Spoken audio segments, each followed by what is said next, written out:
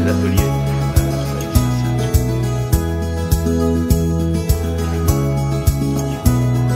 Vous êtes déjà passé par ce processus. Vous avez déjà vu le film qui devait parler. Donc j'ai ouvert un peu l'invitation, je dis qui veut parler. Mélissa, sans hésiter. C'est la première étape.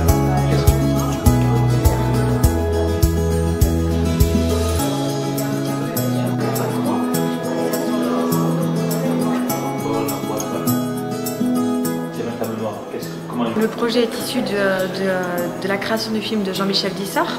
Jean-Michel Dissart a fait un film à Brooklyn, dans un lycée qui s'appelait Lafayette. Il a filmé 5 primo-arrivants, donc 5 jeunes qui arrivaient aux États-Unis et qui ont commencé à apprendre la langue et la culture américaine. C'est une école qui ressemble quand même beaucoup à l'école de la deuxième chance. Les stagiaires ont trouvé beaucoup de points communs. Suite à ce film, il les a invités à se raconter et raconter leur histoire. Donc on a fait plusieurs ateliers, dont le premier où je leur ai proposé de dessiner leur ligne de vie à la main. Qu'est-ce que c'est qu'une ligne de vie? Sans leur expliquer, je leur ai demandé de faire un mouvement avec la main et créer une ligne. Et elles étaient complètement différentes pour chacun. Et à chaque fois, ils y ont mis des moments de vie importants. Donc chaque ligne était différente avec les moments de vie qui leur appartenaient, et après on a écrit, ils ont commencé à écrire leur récit avec tout ce que ça peut engendrer. C'est un gros travail, ils ont été très très courageux parce que c'est une mise à nu, mais c'est une façon aussi de faire quelque chose d'hétérogène avec quelque chose qui était plus ou moins éclaté, et c'est aussi savoir d'où l'on vient pour savoir où on va. Voilà. Je pense que vraiment c'était un projet fort à ce niveau-là. Tout d'abord, quand on nous a parlé de ça, notre formatrice Agnès, elle nous a parlé de ça, on va dire on était tous un peu bloqués. Mais dès qu'on a vu le film que Jean-Michel avait fait, on s'est un peu tous reconnus dedans. Il y avait qui nous ressemblaient, il y en avait des moments qu'on avait un peu vécu nous aussi. Et ça, et c'est au moment où on a vu le film qu'on a commencé tous à prendre notre feuille. On a commencé, au début le titre ne venait pas, on a commencé tous à écrire. En écrivant.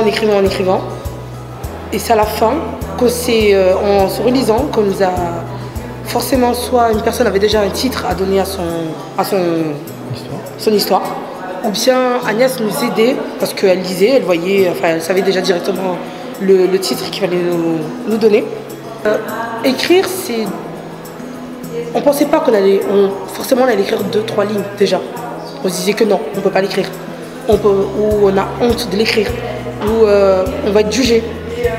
Un peu de tout, c'est un mélange de tout en fait. On sait pas, on se demande toujours qu'est-ce que l'autre va penser. Et on a commencé à écrire et on ne s'est pas arrêté. Au début, il était à nous. Et mon père a voulu la présenter à sa mère, qui est en Algérie. Ma mère étant en dépression, car elle est en famille, a décidé naïvement de la suivre. Et il en a profité pour lui retirer son passeport et lui poser l'ultimatum. Soit elle se marie, soit elle retournera jamais en France.